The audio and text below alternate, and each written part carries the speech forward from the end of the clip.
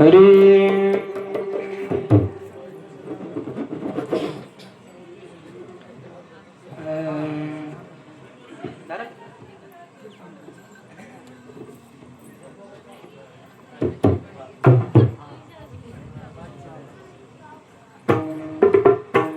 रंग रंग रे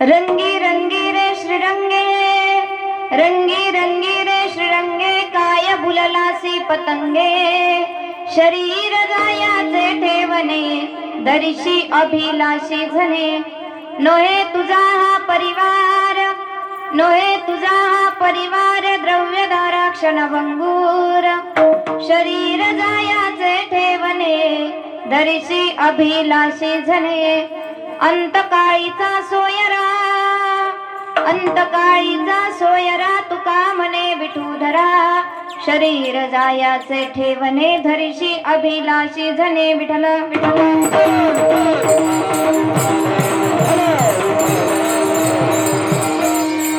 वक्रतुंड महाकाय सूर्यकोटी समप्रभ, निर्विघ्नं कुरु मे देव सर्वकार्येषु सर्वदा.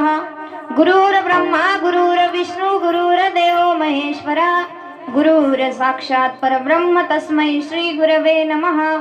महायोग पीठे तटे भीमरथ्यं, वरं पुंडरीकाय दातुं मुनीन्द्रे, समागत्य तिष्ठन्तमानन्दकन्दं, परब्रह्मलिंगं भजे पांडुरंगं. पांडुरंगा करू प्रथम नमन, दुसरे चरण संतांची या, त्यांच्या कृपादाने कथेचा विस्तारू. बाबाजी सद्गुरु दास तुका जयांचे केलिया स्मरण, होय सकळ विद्येचे अधिकरण, तेची वंदू श्री चरण श्री गुरूंचे ते नमस्कारोनी आता. ओम नमो ज्ञानेश्वरा करुणाकरा दयाळा, तुमचा अनुग्रह लादलो पावन झालो चराचरी. राधा मेरी मातोय, पिता मेरो घनश्याम, इन दोनों के चरणन में मेरा बारंबार प्रणाम. मनोजं मारुत तुल्य वेगं, जितेंद्रियं बुद्धिमतां वरिष्ठं, वातात्मजं वानरयूथ मुख्यं, श्रीरामदूतं शरणं प्रपद्ये. हे दुःख भंजन मारुति नंदन, हे दुःख भंजन मारुति नंदन, सुन लो मेरी पुकार, पवन सुत विनती, बारंबार पवन सुत विनती, बारंबार.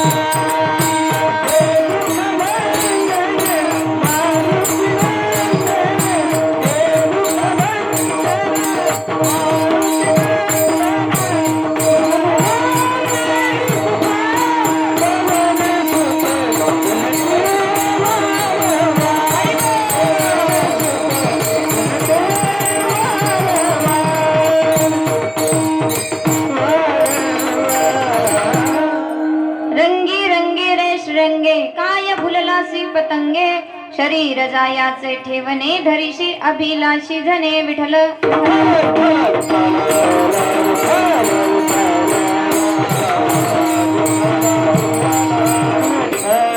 प्रस्तुत प्राप्त प्रसंगी प्राप्त स्थळी. विकू कमी करा बोलतानी, गातानी विकू द्या.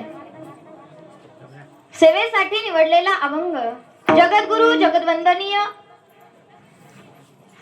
श्री संत तुकोबारा यांचा 4 चरणाचा सुंदर सोपा. मायबाप जन्माला आल्यानंतर यहलोकाची यात्रा पूर्ण करत असताना या देहाच्या गावाला आल्यानंतर माणसाचं जगणं कसं असावं, माणसाचं जीवन कसं असावं, आणि मायबाप जीवन जगता जगता ज्यावेळेस आपण अंतकाळी जाऊन ठेपतो त्यावेळेस आपली अंतकाळीची यात्रा कशी असावी, अंतकाळी यात्रेमध्ये आपल्या सोबत काय काय येतं याचं सुंदर वर्णन करणारा अभंग सेवेसाठी निवडलाय. विठ्ठल.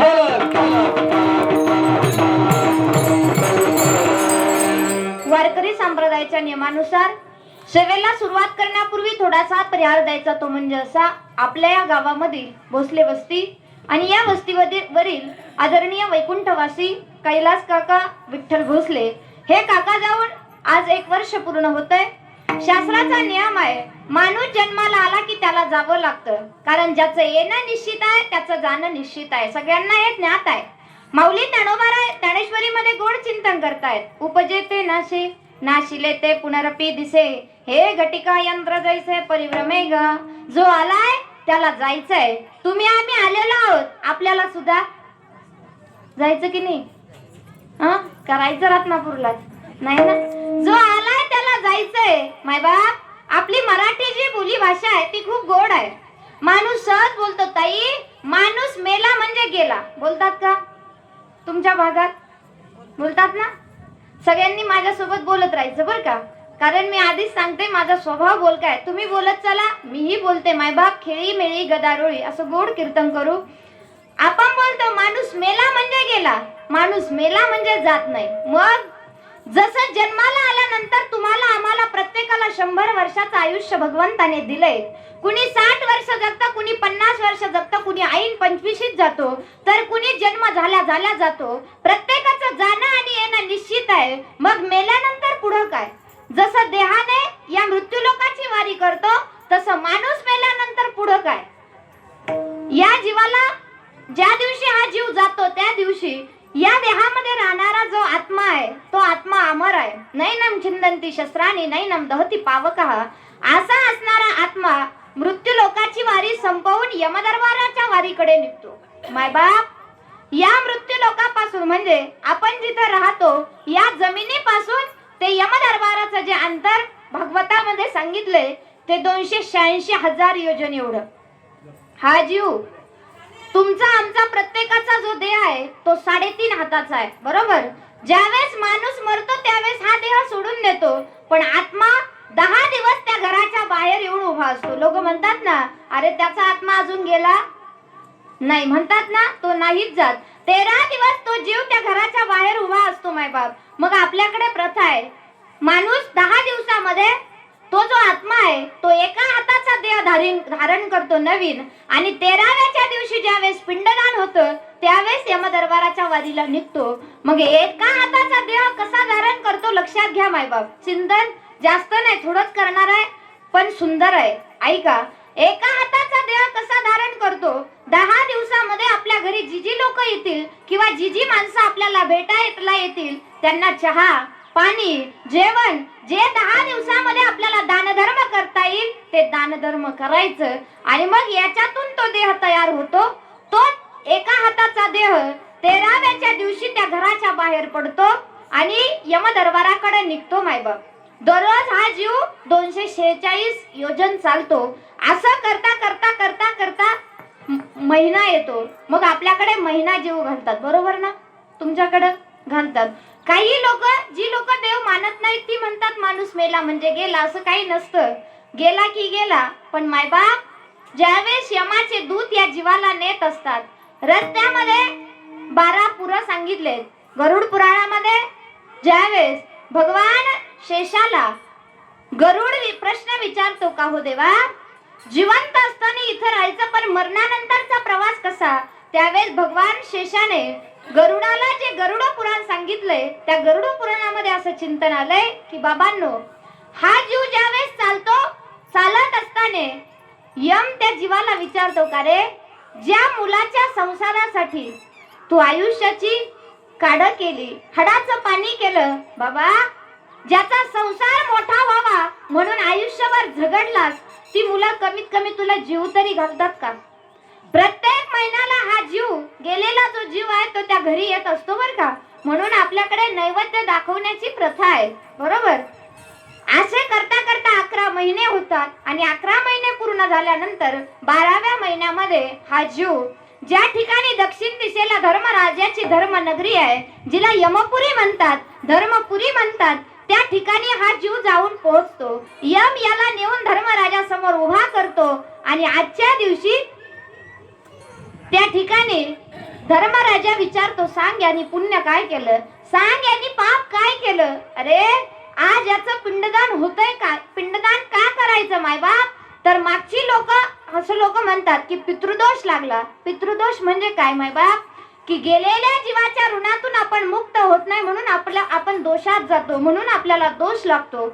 म्हणून जीवन जगत असताना बापाचं आईचं पिंडदान मुलांनी करावं असा नियम आहे मायबाप. मग आजच्या दिवशी पिंडदान करायचं आणि आजच्या दिवशी या जीवाला परत जन्माला घालायचं की मोक्ष तत्वाला प्राप्त करून द्यायचं, हे आज ठरतं मायबाप. एक वर्ष पूर्ण झालं की मग आज ठरवलं जातं याला काय द्यायचं, मोक्ष तत्व द्यायचं की परत जन्माला घालायचं. पुनरपि जननम पुनरपि मरणम पुनरपि जननी जठरे शयनम. याला काय करायचं? मायबाप, जीवन आपलं सुंदरच आहे आणि ते सुंदर बनवण्यासाठी भगवंताचं नाम आहे.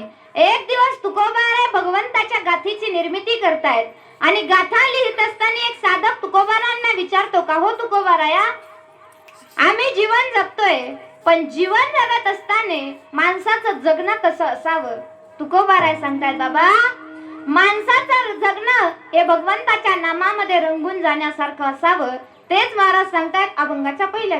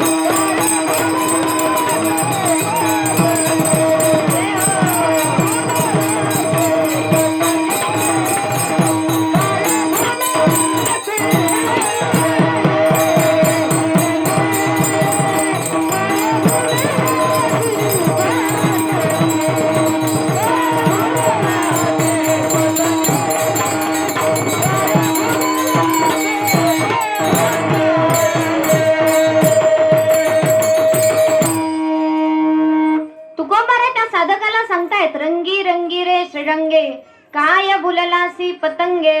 बाबा भगवंताच्या रंगामध्ये रंगून जा, कारण भगवंताने एवढं गोड सुंदर असणारं हे शरीर आपल्याला दान दिले. आणि मग देहाच्या गावाला आल्यानंतर काय करा, तुम्ही भगवंताचं भजन करा. पण आपण करतो का? नाही करीत का? मायबाप कीर्तनात बसलो तरी आपण लवकर विठ्ठल विठ्ठल म्हणत नाही. ही शोकांतिका आहे. कीर्तनकाराला सांगावं लागतं टाळी वाजवा, भजन करा, मग आपण वाजवतो. मायबाप मी कायम कीर्तनात सांगत असते, जुना काळ होता, माणूस माणसाला भेटला की राम राम म्हणायचा. बरोबर? जुनी लोक आजही राम राम घालतात. काळ बदलला आणि काळ बदलल्यानंतर सायन्स युगामध्ये ज्यावेळेस आपण पदार्पण करतोय, आज जर आमच्यासारखी तरुण पोरं सकाळी सकाळी एकमेकाला भेटली, राम राम बाजूलाच राहता, आम्ही गुड मॉर्निंग म्हणतो. बरोबर? रात्र असली तर गुड नाईट म्हणतो, मध्यवर्ती असलं तर आम्ही गुड आफ्टरनून म्हणतो. म्हणूनच की काय, माणूस जिवंत आहे तोपर्यंत राम राम म्हणत नाही. माणूस मेला की मग लोक म्हणतात राम नाम. काय उपयोग आहे? देहात राम आहे तोपर्यंत राम राम म्हणत नाही, गेल्यानंतर काय उपयोग आहे तोपर्यंत. कारण हे पहा, आपण केलेलं पुण्य हे फक्त आपल्याच कामी येणार आहे आणि आपण केलेलं पाप हे आपल्याच नाशाला कारणीभूत ठरणार आहे. म्हणून पूर्ण कन्या असं म्हणतात. कबीरदासांचा गोड दोहा आहे. कबीरदासजी म्हणतात, साधू संतांनी राम नामाचे मोती मृत्यू लोकामध्ये रोपवलेले आहेत. ते मोती आपण उचलायचे की टाकून द्यायचे हे आपण ठरवायचं. कबीरदासजी बोलतायत, राम नाम के हीरे मोती मैं बिखराऊ गली गली, कृष्ण नाम के हीरे मोती मैं बिखराऊ गली गली, ले लो रे कोई राम का प्याला, शोर मचाओ गली गली, बोलो राम बोलो श्याम बोलो राम राम राम, बोलो श्याम बोलो श्याम बोलो श्याम श्याम श्याम. बाबा, राम नामाचे मोती या मृत्यू लोकांमध्ये टाकलेले आहेत. ज्यांनी घेतले ते याच्यातून तरुण गेले, ज्यांनी नाही घेतले ते नाशाला कारणीभूत ठरले. माय बाप, काही लोक म्हणतात, ताई अहो या माणसाने खूप परमार्थ केला पण असं का झालं, याचं चिंतन भागवतामध्ये सुंदर आले. एक दिवस प्रल्हादाने भगवंताला प्रश्न केला, का हो देवा, म्हणे एवढा परमार्थ करतो माणूस तरी दुःख का होतं. त्यावेळेस भगवंताने सांगितलं, बाबा आपलं कर्म जसं आपण पूर्वजन्मामध्ये कर्म केलंय ते भोगावं लागतं. कर्मिण्येवाधिकारस्ते मा फलेषु कदाचन. एक गोड दृष्टांत भगवंताने प्रल्हादाला सांगितला. म्हणे, ऐक प्रल्हादा, एका माणसाने एक विहीर खाणली आणि विहीर खाल्ल्यानंतर दुष्काळ पडला पण त्याच्या विहिरीला पाणी भरपूर लागलं. गावातल्या पंचक्रोशीतल्या जवळजवळ सगळ्या विहिरींचं पाणी आटलं. योगायोगाने कर्मधर्म संयोगानं या मनुष्याच्या विहिरीचं पाणी आटलंच नाही. एवढं पाणी त्याला लागलं की 5 गावांची तहान एकटी विहीर भागत होती. असे दिवस चाललेले होते. 1-2 महिने निघून गेले. आता कुणीतरी आपली तहान भागवली तर आपण त्याला काय देतो? आशीर्वाद देतो, बरोबर. याचं कल्याण होऊ दे देवा. पण कर्म इतकं कधी कधी बिघडतं मायबाप. कर्मधर्म संयोगानं काही लहान मुलं त्या विहिरीच्या काठावरती खेळत होते आणि खेळत असताना एक मुलगा त्या विहिरीत जाऊन पडला. पडल्यानंतर तो गतप्राण झाला आणि मग गतप्राण झाल्यानंतर त्या मुलाचे वडील त्या विहिरीच्या मालकाला भांडायला लागले. एवढ्या दिवस जे लोक आशीर्वाद देत होते तेच लोक आता काय करायला लागले?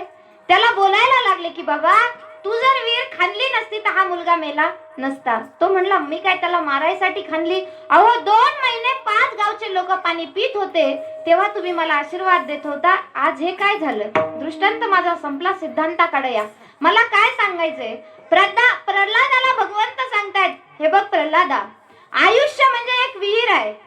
आम्ही विहिरीत पडलेलो आहोत, पण या विहिरीत आपल्याला मरायचं की तरुण जायचं हे आपण ठरवायचंय. विठ्ठल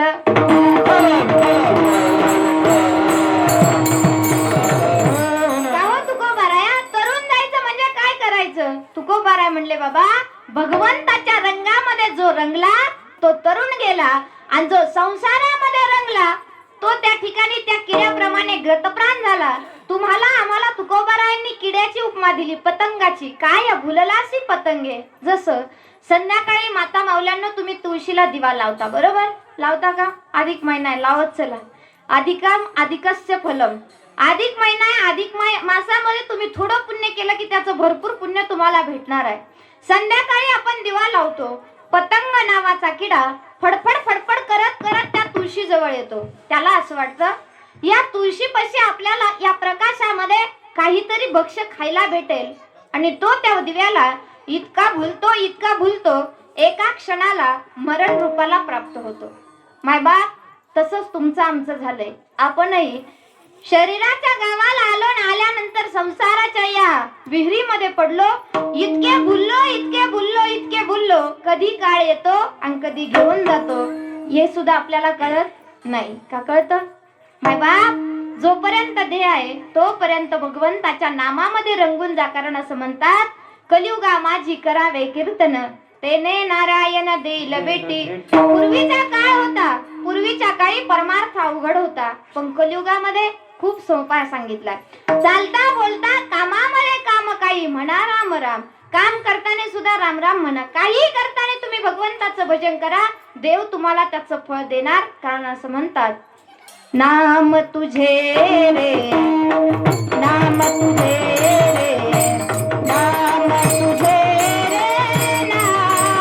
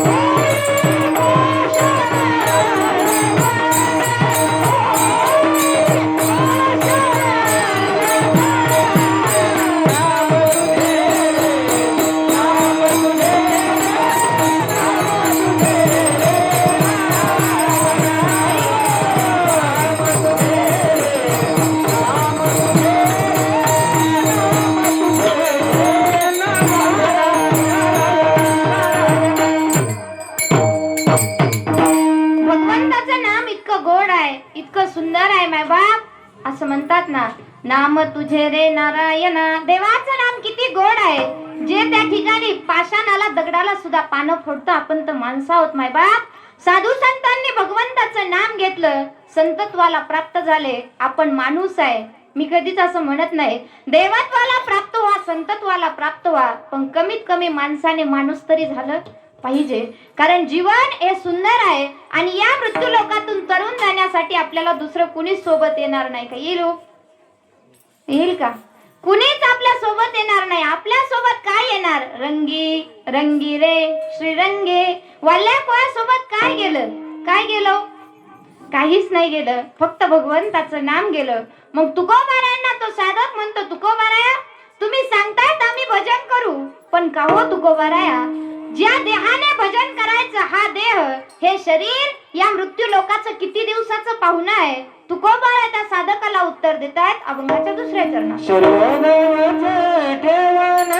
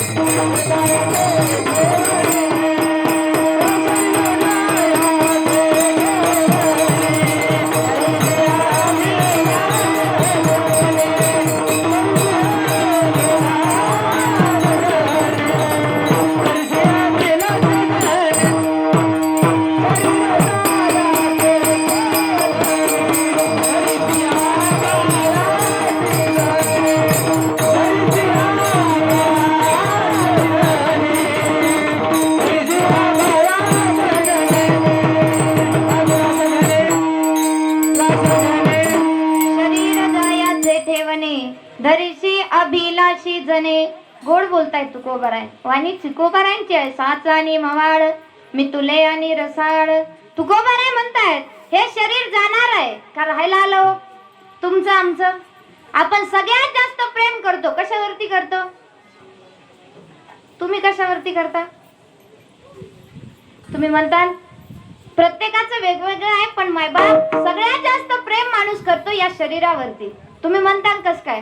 तुम्ही सगळेजण इथं बसलेले आहात बरोबर. तुम्हाला जर एखाद्याने ऑफर दिली, तुम्हाला 20 लाख रुपये देते तुमचा डोळा द्या, देताल का? हा बरं 1 कोटी रुपये देतो, देताल का? मग किती पैसे दिले म्हणजे तुम्ही शरीरातला एखादा अवयव द्यायला तयार व्हाल? देऊ का? नाही देणार मायबाप. या शरीरावरती माणूस इतका प्रेम करतो, याला सर्दी न होऊ नये म्हणून आपण कुठलं पाणी पीत नाही का? पितो. याला त्या ठिकाणी शुगर होऊ नये म्हणून आपण साखर खात नाही, पण झाल्याशिवाय राहत नाही. हा ते कारण ते आपल्या हातात नाही ना. शरीर आजारी पडू नये म्हणून आपण गावाला सुद्धा जात नाही, पण तरी शरीर आजारी पडतं मायबाप. शरीराची आणि आयुष्याची गंमत आहे. आयुष्य इतकं गोड आहे मायबाप आपलं. असं म्हणतात ज्याला 100 किलो धान्याचं पोतं उचलता येतं त्याला ते विकत घेता येत नाही, आणि ज्याला विकत घेता येतं त्याला ते उचलता येत नाही. अहो भाकरीचं गणित वेगळं आहे. गरीब माणसं, शेतकरी माणसं भाकर मिळावी याच्यासाठी दिवसभर रानामध्ये कष्ट करतो, आणि श्रीमंत माणसं तीच भाकर पचावी म्हणून रोज उठल्या फुटपाथवरती पळायला जातो. ही भाकरीचं गणित आहे माय बाप. श्रीमंताची भूक गरीब झाली आहे आणि गरीबाची भूक ही श्रीमंत आहे. शेतकऱ्याला 3 भाकरी जरी दिल्या तरी त्याचं पोट भरत नाही, आणि श्रीमंत माणसाच्या घरी 100 पोत्याची थप्पी असते गव्हाची, पण डॉक्टर सांगतात एकच चपाती खा, बरोबर ना? ज्याच्या घरी साखरेची गुणी असती त्या माणसाला डायबिटीस असतो. मग ही साखर कुणासाठी? आलेल्या गेल्यासाठी, बरोबर ना? हे आयुष्य आहे माय बाप. म्हणून जोपर्यंत आहे तोपर्यंत त्याचा उपभोग घ्या. माऊली ज्ञानोबारांनी इतकी सुंदर ज्ञानेश्वरी लिहिली, त्याच्यात काही ओव्या खर्च केल्यात माऊलींनी या शरीरासाठी.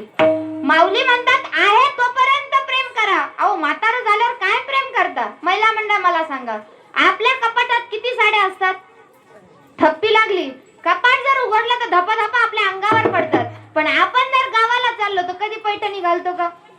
का खराब होईल ती, बरोबर का नाही? आणि आपण जर मेलो तर आपल्या साड्या कुणी घालीत? आपली पोटची पोरगी सुद्धा घालीत. ती म्हणते नको नको. आईचा साड्यात खूप जीव होता, ती उग लागायची. विठ्ठला विठ्ठला.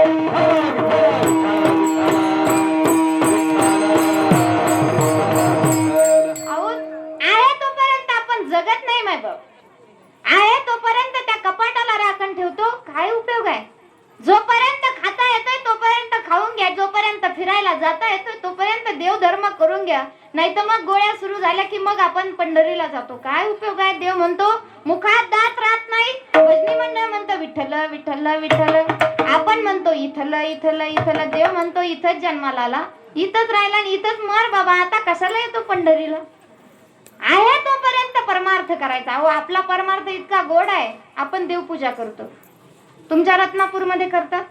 कोण करतं? पुरुष मंडळी करतात का महिला मंडळ? आमच्या इकडे शक्यतो महिला मंडळ करतात म्हणून विचारलं. काही काही भागात पुरुषही करतात. आपण देवपूजा करतो बघा बर का. आपली देवपूजा इतकी सुंदर असते. देवांना स्नान घालण्या अगोदर आपण स्नान करतो, बरोबर? आपण स्नान करतो गरम पाण्याने का गार पाण्याने? गरम पाण्याने. उन्हाळा आहे म्हणून सोडून द्या, पण इतर वेळेस गरम पाण्याने, बरोबर? देवाला आपण स्नान घालतो गरम पाण्याने का गार पाण्याने? का तुमच्या देवाला थंडी नाही वाजत? देवाला स्नान घालण्या अगोदर मायबाप आपण कुंकुवाचा टिळा लावतो महिला मंडळ. पुरुष मंडळी आपण गोपीचंदन लावतो. घेतला कुंकुम लावला असं होतं का कधी? मग आरसा घेतो, पदराचा कोना घेतो आणि त्या कुंकवाला असं गोल गरगरीत करतो. कुणाच्या कुंकवाला? आपल्या कुंकवाला. देवाला आपण कुंकू लावतो किती गरगरीत. तो देवच जाणे बिचारा, त्याच्या डोळ्यात चाललं ते कुंकू का त्याच्या तोंडात चाललं? ते त्याचं त्याने बघून घ्यायचं. अशी आपली देवपूजा आहे माय बाप. असा आपला परमार्थ आहे. माऊली गोड बोलतायत. माऊली म्हणतायत परमार्थ तोपर्यंत करा. कुठपर्यंत? स्त्रिया म्हणती विवसी, बाळे होती मूर्छी, किंबहुना चळसी पात्र होईल. बाबांनो, वय झालं, म्हातारे झालो, मग आपल्याला स्त्रिया म्हणती विवसी म्हणजे चांडाळ, म्हातारपण.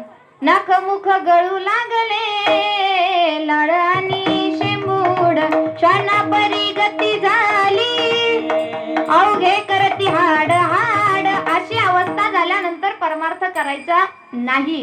घरच्यांनी हाडहाड केल्यावर परमार्थ करायचा नाही. मग कधी करायचा? दिठी जवा आहे तव पाहावे ते तुले पाहे, मुकत्वा आधी वाचा वाहे सुभाषिते. दिठी म्हणजे दृष्टी. चष्मा लागायच्या अगोदरची जी दृष्टी आहे तोपर्यंत भगवंताला पाहायचं. कारण माझा देव कसा आहे? सुंदर ते ध्यान उभा विटेवरी, करकटावरी ठेवूनिया. दिठी जवा आहे तव पाहावे ते तुले पाहे आणि मुकत्वा आधी वाचा वाहे सुभाषिते. मुखपणे अगोदर भगवंताचं भजन करा.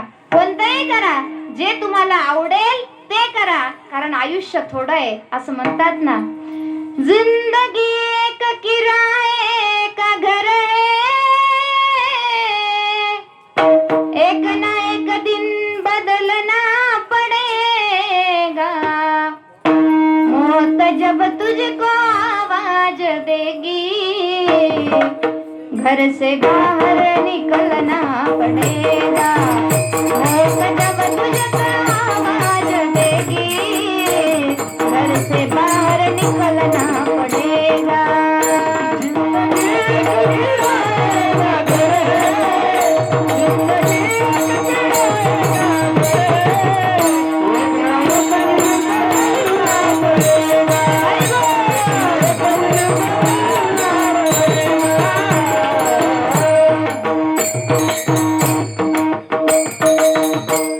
सांझ के बाद होगा सवेरा,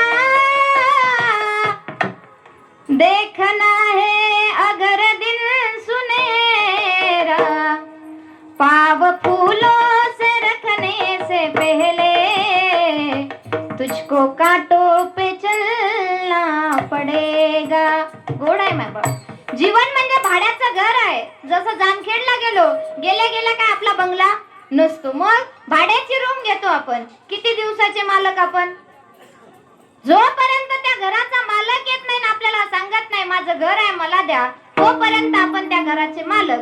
ज्या दिवशी त्या घराचा मालक येईन आपल्याला सांगल बाबा हे माझं आहे, मला पाहिजे माझी रूम, तू जा आता इथून, त्यावेळेला आपल्याला ते घर खाली करावं लागतं. तसं हे शरीर म्हणजे भगवंताचं घर आहे. आपण भाड्यानं आलो इथं.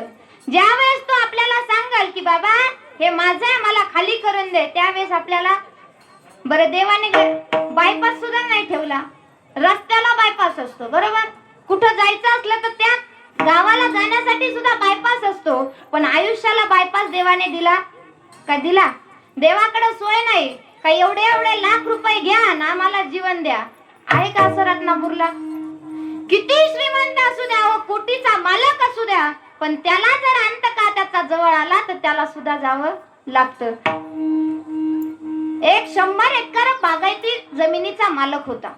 त्याला मुलगा नव्हतं, पण भावाचा एक मुलगा होता. खूप प्रेम त्या मुलाने त्या काकावरती केलं, काकांनाही प्रेम त्या मुलावरती केलं.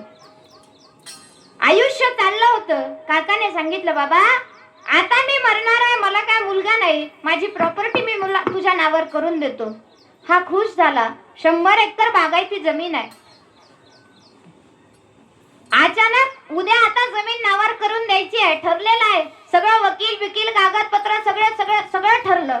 उद्या दुसऱ्या दिवशी आता कोर्टामध्ये सही करायला जायचंय मायबाप. संध्याकाळीच काकाला अटॅक आला.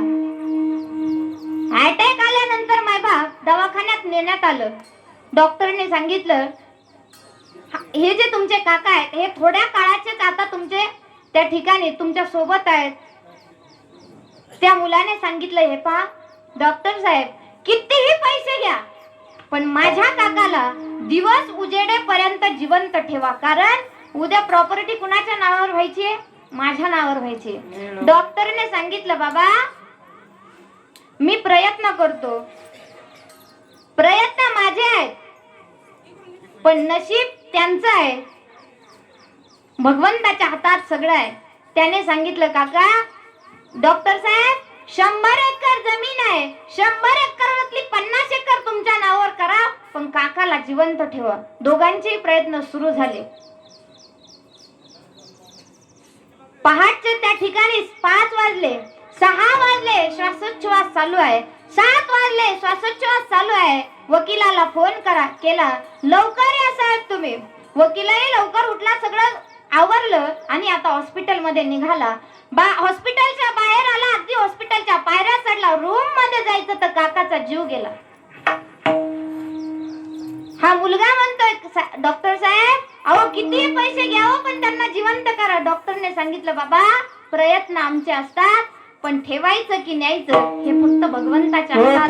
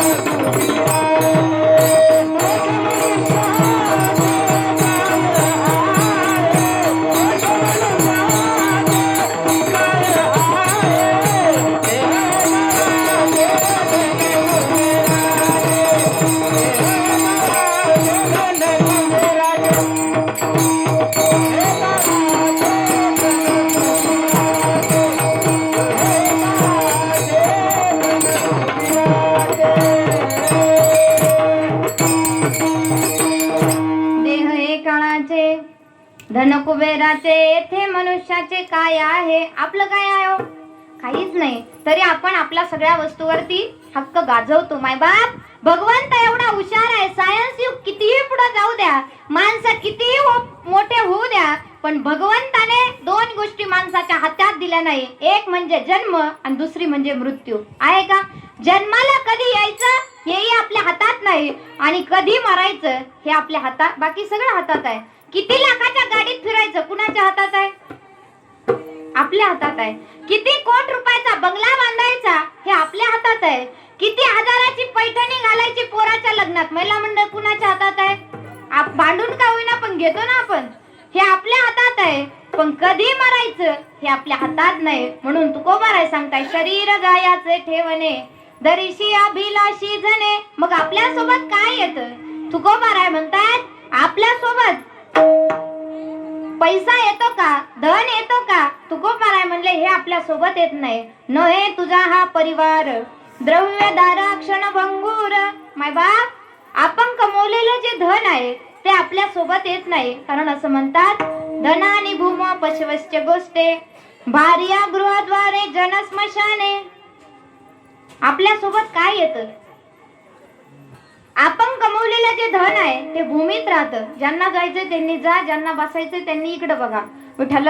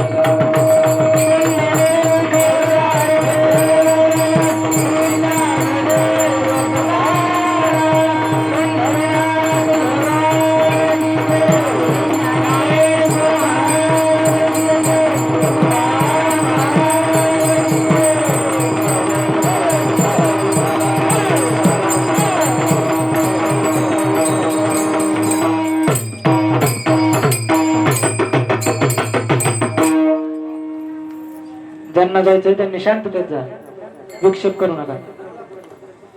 नोहे तुझा हा परिवार द्रव्य दारा क्षण भंगूर. तुकोबाराय म्हणतायत, आपल्या सोबत काय येतं? आपल्या सोबत आपण कमवलेलं धन येत नाही. आपली ही जी सगळी माणसं आहेत मायबाप, ही आपल्या सोबत येत नाही. आपला गाडी बंगला हेही आपल्या सोबत येत नाही. मग आपल्या सोबत काय येतं? एक शेवटचा दृष्टांत देते, कार्यक्रम सेवा संपवते. एक राजा होता.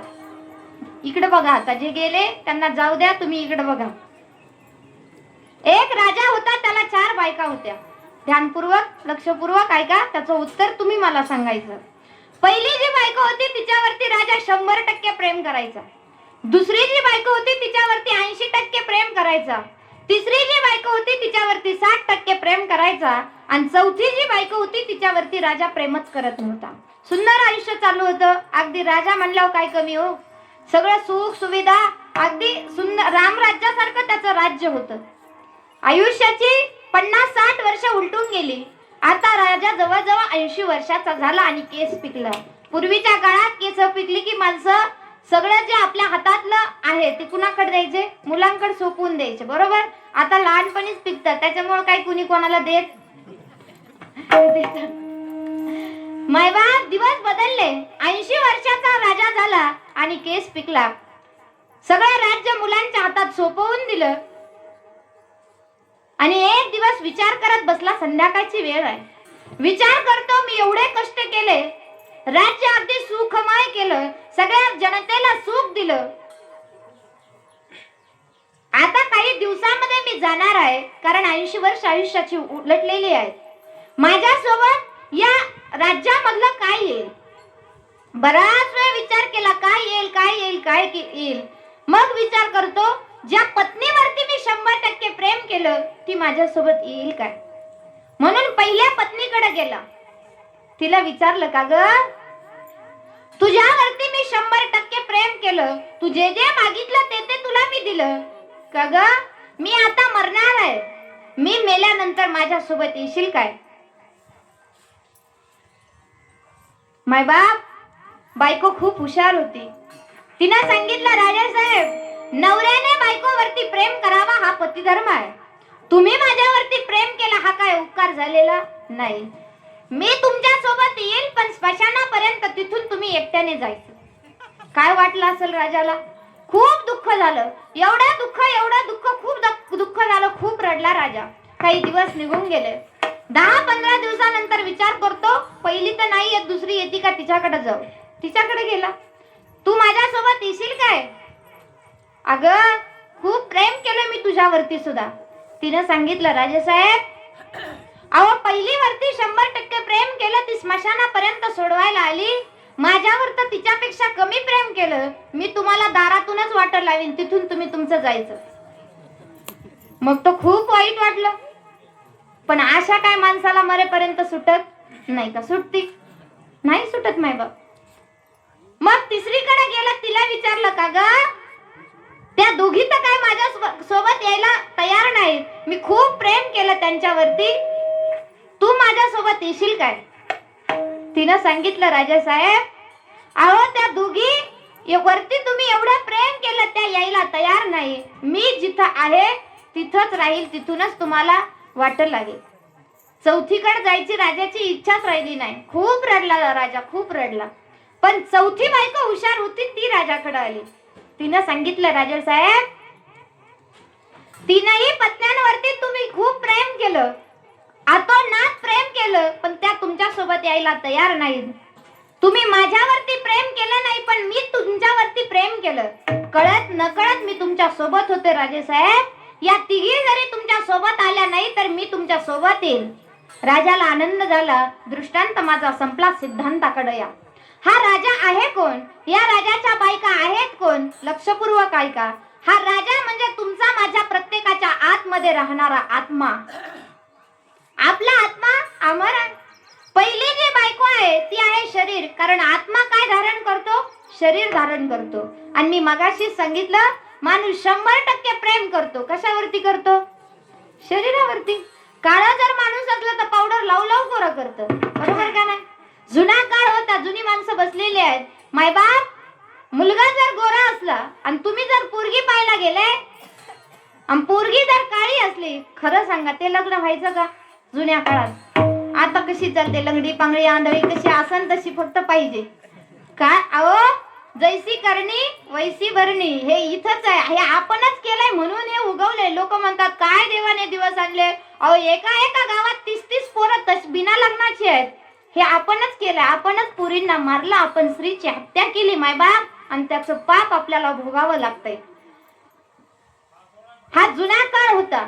माणूस जर पोरगी पाहायला गेला, ती कशी चालते, कशी बोलते, कशी दिसते, तर ते लग्न व्हायचं मायबाप. आपलं प्रेम या शरीरावरती आहे. अहो, माऊलींनी सुद्धा या शरीरावरती गोड वर्णन केलंय. माऊली म्हणतात, ज्या शरीरावरती आपण प्रेम करतो ते शरीर आपल्याला धोका देणार आहे. मदलसाचं वर्णन ज्ञानोबाराय गाथेमध्ये करतायत. कोण आहे मदलसा? अहो, जिनं त्या ठिकाणी साधूच्या घरी जन्माला आली, राजाच्या घरी नांदू लागली. एका दिवसाच्या बाळाला ज्यावेळेस जन्माला घातलं, पाण्यामध्ये झोका देते, त्यावेळेस ती त्याला उपदेश करते, बाळा, हा देह नशिवंत मळमूत्रांचा बांधा, वरी चर्म घातले रे कृमी कीटकांचा सांधा, रव रव दुर्गंधी रे अमंगळतीचा बांधा, स्मरेत हरिहरा शरण जाई गोविंदा, पर्ययी मदनाचा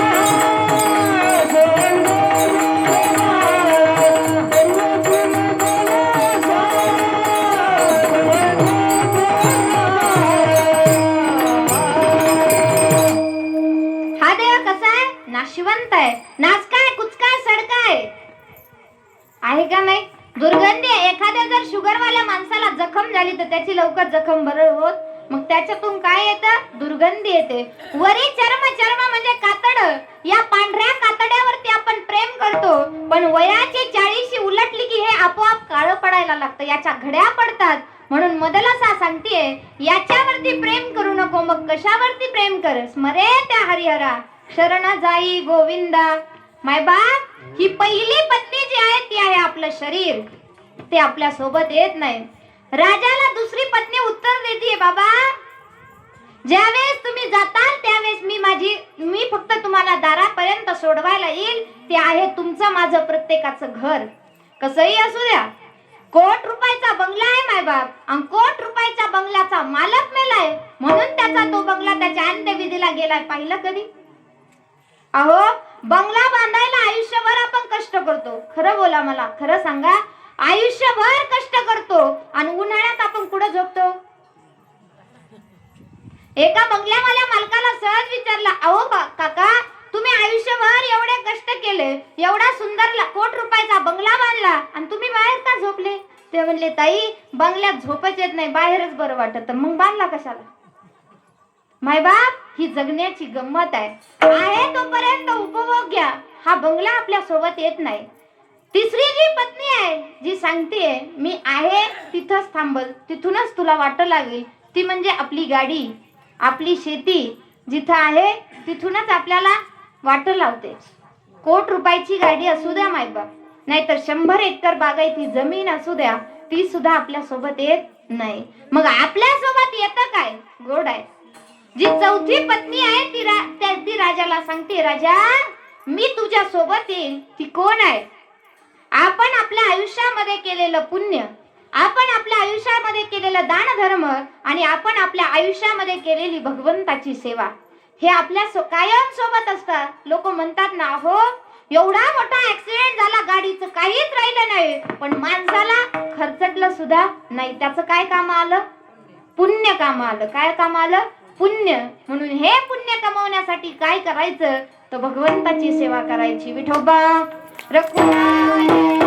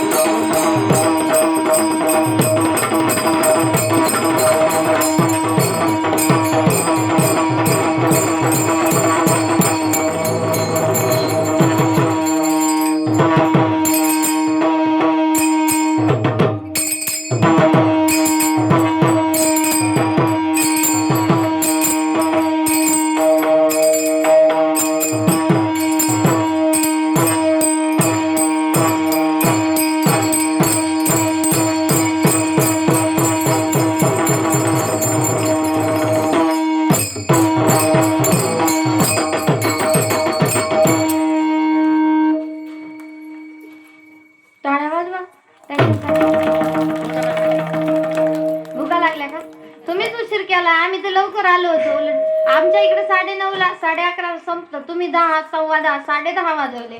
आता लवकर संपवलं तर परत म्हणता की 1च तास केलं. मैवा त्या राजाची जी चौथी बायको आहे ती आहे पुण्य. पुण्य कमवण्यासाठी गळ्यात माळच घातली पाहिजे असं काही नाही. पुण्य कमवण्यासाठी आळंदीलाच गेलं पाहिजे, पंढरीलाच गेलं पाहिजे असं काही नाही. तुम्ही आहात तिथं पुण्य करू शकतात. माऊली ज्ञानोबारायांनी खूप गोड वर्णन केलंय उन्हाळ्याचं. माऊली म्हणतायत पुण्य करणं किती सोपं आहे. उन्हाळा दिवस आहे, दुपारचे 12 वाजले आणि एक मनुष्य तुमच्या दारात येऊन उभा राहिला आणि तो तुम्हाला म्हणतो अगं माय तहान लागली मला पाणी दे. तुम्ही जर त्याला पाणी दिलं त्याच्यातून काय होतं? पुण्य होतं. पण आपण देतो का? नाही. अहो देत चला. किंबहुना तृषिता लागी पाणी राहिले जगी का दुःखितांचे सेल भागी जिने जयाचे. माऊली ज्ञानोबाराय म्हणतात जो दुसऱ्याचं तहान भागवतो शमवतो त्याच्या चरणावरती माझं मस्तक आहे. पुण्य कमवणं खूप सोपं आहे.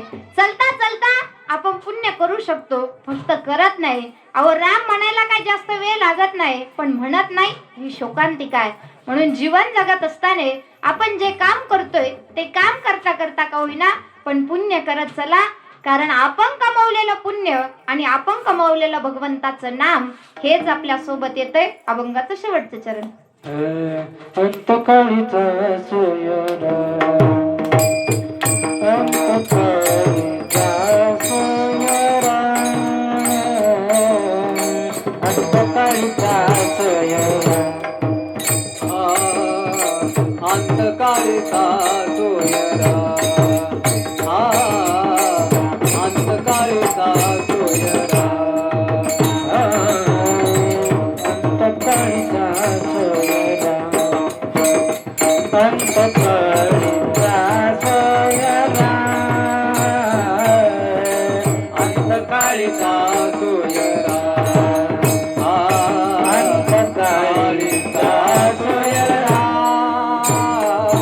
तुका म्हणे विठ्ठला तुका म्हणे विठ्ठला सर्व जगते देवते सर्व जायाते देवा तुका म्हणे विठोधरा तुका म्हणे विठोधरा शरणयाते देवते शरणयाते देवने अंतकाळीचा सोयरा अंतकाळीचा सोयरा अंतकाळीचा सोयरा अंतकाळीचा सोयरा ओ तुका म्हणे विठ्ठल खरा तुका म्हणे विठ्ठल खरा सर्व जायचे ठेवणे सर्व जायचे ठेवणे तुका म्हणे विठोधरा तुका म्हणे विठोधरा सर्व जायचे ठेवणे शरणयाचे ठेवणे हरिषी अभिलाषे जने हरिषी अभिलाष जने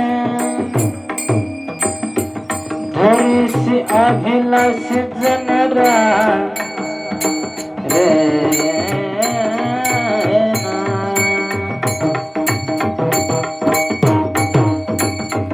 हरिषी अभिलाष जनरा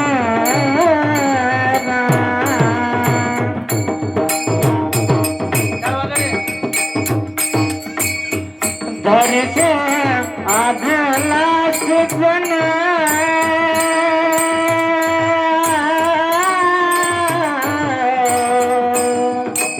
हर्ष अभिलाष जन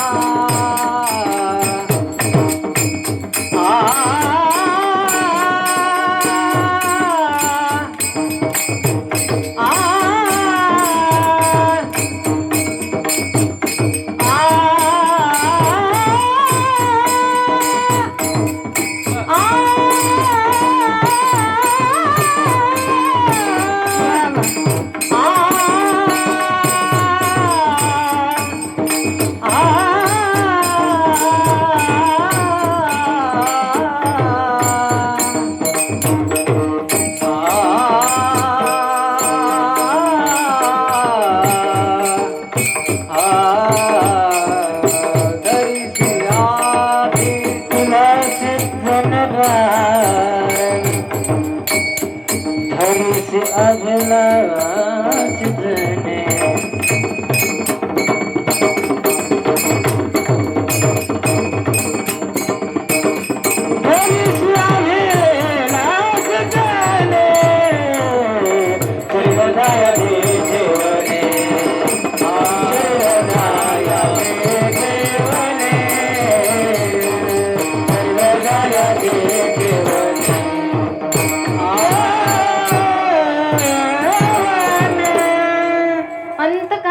सोयरा तुका म्हणे विठूधर शरीर जायाचे ठेवणे दरीशी अभिलाषी झने.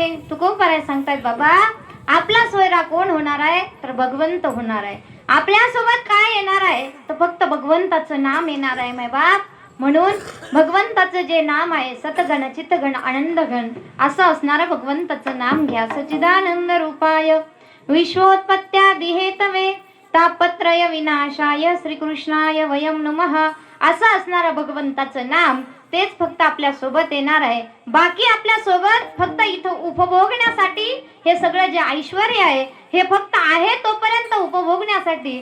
बाकी आपल्या सोबत काहीच येणार नाही. आयुष्यभर किती नोटा कमवल्या तरी माणूस मेल्यानंतर माणसावरती चिल्लरच उधळली जाते. बरोबर ना. यात काय बदल झाला. नोटाबंदी आली तरी सुद्धा लोकांनी नोटा उधळल्या नाहीत मायबाप. म्हणून जीवन जगत आहे तोपर्यंत ही सगळी जी श्रीमंती आहे तोपर्यंत कमवायची. कारण आपलं जगणं इतकं श्रीमंत असावं. मी कायम सांगत असते देहाला आलंय एकदाच आहे आयुष्य परत नाही भेटणार. गावात जर आपण राहत असलो तर आपला बंगला हा चांगलाच असावा. आपली शेती ही चांगलीच असावी. आपली गाडी ही चांगलीच असावी मायबाप. कारण एकदाच आहे आयुष्य. ज्यावेळेस आपण जाऊ ना या आयुष्यातून त्यावेळेस असं नाही वाटलं पाहिजे माणसाला की काही करायचं राहिलं.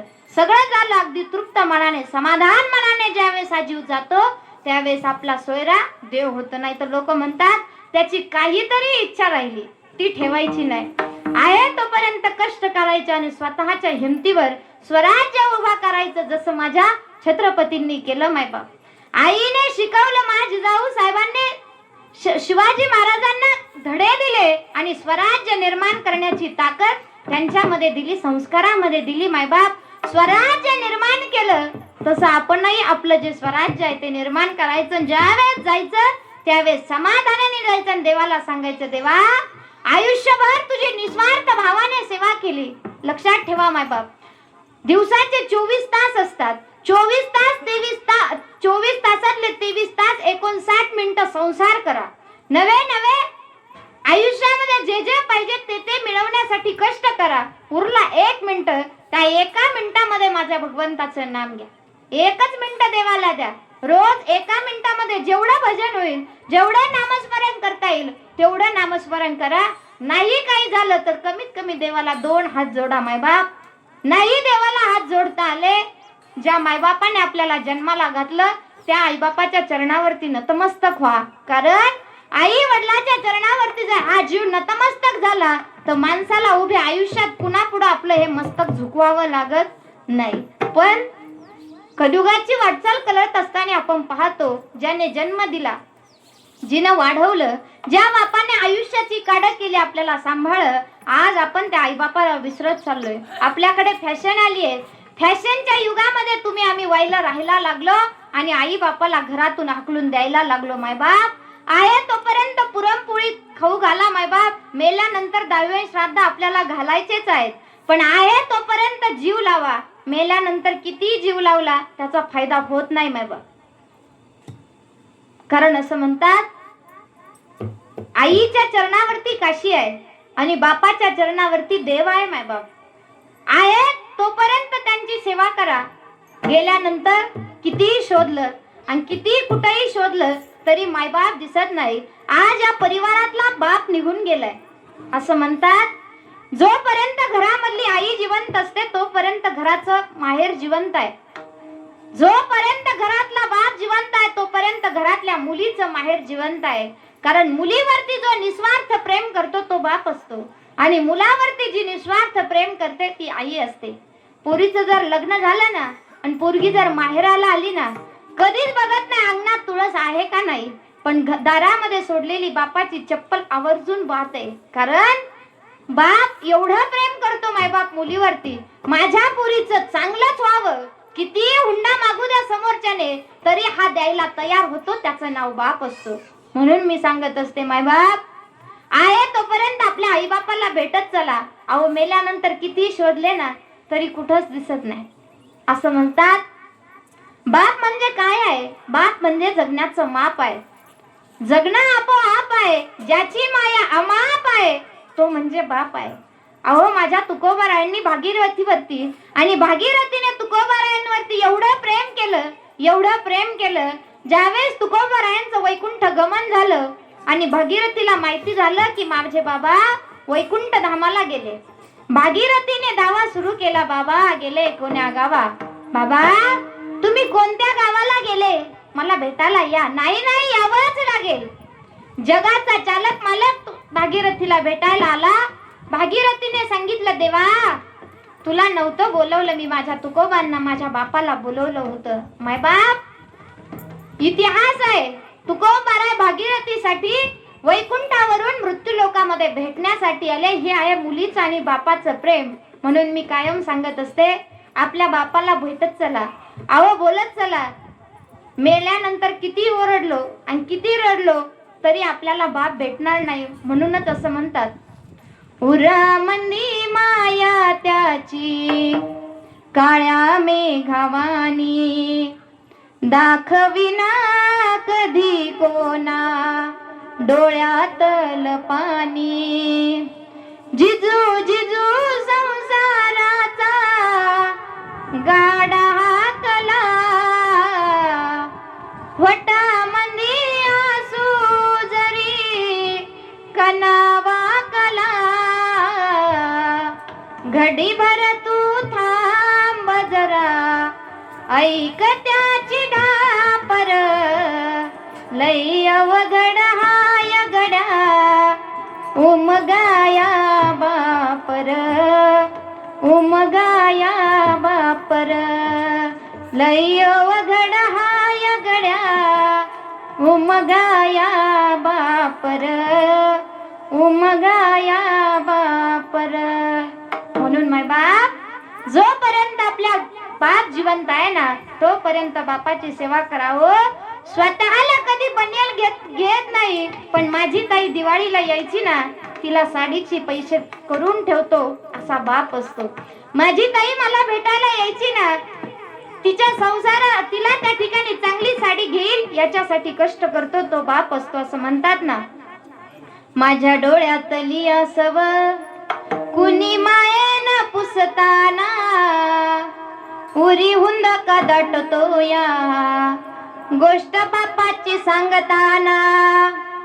त्याच्या फाटक्या सदऱ्याला किती थिगळ जोडलेली, उभ्या आयुष्यात त्यानं कशी कातर लावलेली.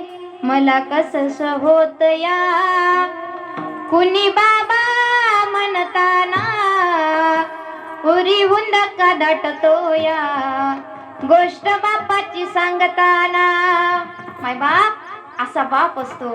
म्हणून जोपर्यंत आपला बाप आणि आपली माय माहेरामध्ये जिवंत आहे तोपर्यंत आपल्या मायबापाची सेवा करा. या ठिकाणी तुकोबाराय सांगतायत, आहे तोपर्यंत त्यांची सेवा करा, आहे तोपर्यंत परमार्थ करा. ज्ञानेश्वर माऊली, ज्ञानराज माऊली तुकाराम, ज्ञानेश्वर माऊली, ज्ञानेश्वर माऊली, ज्ञानेश्वर माऊली, ज्ञानराज माऊली, ज्ञानेश्वर माऊली, ज्ञानराज माऊली. असो ना तरी बालक गोबडा बोली का वाकुडावे चुकी पाऊली, की चोज करुणी माऊली रिजे जेवी. या नियमाप्रमाणे तुमच्या समोर उभा राहून बराच वेळ पूर्ण झालाय. या वाणीतून बरेच शब्द निघून गेले माय बाप.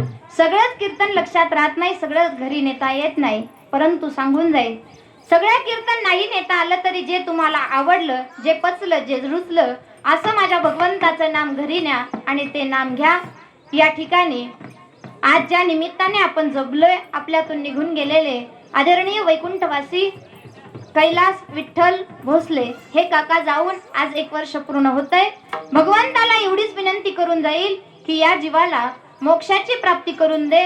त्यांच्या पश्चात असणारा त्यांचा परिवार आदरणीय राधाबाई कैलास भोसले, पत्नी आदरणीय शरद कैलास भोसले, मुलगा आणि 2 मुली आदरणीय सौ अर्चना शरद भोसले आणि शीतल रविराज खेडकर असा असणारा हा परिवार.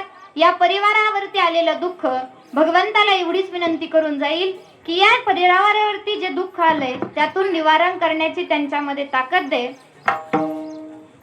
मायबाप, या कार्यक्रम सेवेसाठी ज्यांच्यामुळे मी तुमच्या समोर उभा आहे, ही सेवा माझ्या वाट्याला आली असे आमच्या परिवाराचे प्रेमी, माझ्या सासऱ्यांचे मित्र, आमच्यावरती नितांत प्रेम करणारे जामखेड निवासी आदरणीय डॉक्टर झगडे काका यांच्यामुळेही ही सेवा माझ्या वाट्याला आली आहे. त्यांचेही अंतःकरणापासून धन्यवाद. या कार्यक्रम सेवेसाठी उपस्थित सर्व गुणीजन गायक मंडळी, आपल्या गावातील पंचक्रोशीतील यांनी गोड अशी साथ केली, सगळ्यांच्या अंतःकरणापासून धन्यवाद. या ठिकाणी ही बालगोपाळ मंडळी उभा आहेत, 2 तासापासून गोड अशी पाऊले खेळतायत, गोड अशी टाळ वाजवतायत, त्यांच्याही अंतःकरणापासून धन्यवाद. सुंदर अशी मृदुंगाची ज्यांनी साथ केली आदरणीय मृदुंग दादा, त्यांचे अंतःकरणापासून धन्यवाद. सुंदर अशी माईक सिस्टीम ऑपरेटिंग केली त्या दादांची अंतःकरणापासून धन्यवाद. आणि मायबाप, या कार्यक्रम सेवेसाठी गेल्या 2 तासापासून तुम्ही या ठिकाणी ही श्रवण भक्ती करतायत, तुमचे अंतःकरणापासून धन्यवाद. भगवंताला जाता जाता एवढीच विनंती की या जीवाला मोक्षाची प्राप्ती करून दे. मोक्ष प्राप्तीसाठी जर काही पुण्य कमी पडत असेल तर आता या सेवेतून जेवढं पुण्य झालंय तेवढं त्या काकांच्या मार्गाला लाव अशी भगवंत चरणी प्रार्थना करते. आणि झालेली सेवा सकल साधू संतांच्या चरणी, माझ्या आई वडिलांच्या चरणी, तुम्हा सर्व माता पित्यांच्या चरणी, आरण्येश्वर भगवंताच्या चरणी समर्पित करते आणि लांबलेल्या वाणीला पूर्णविराम देते.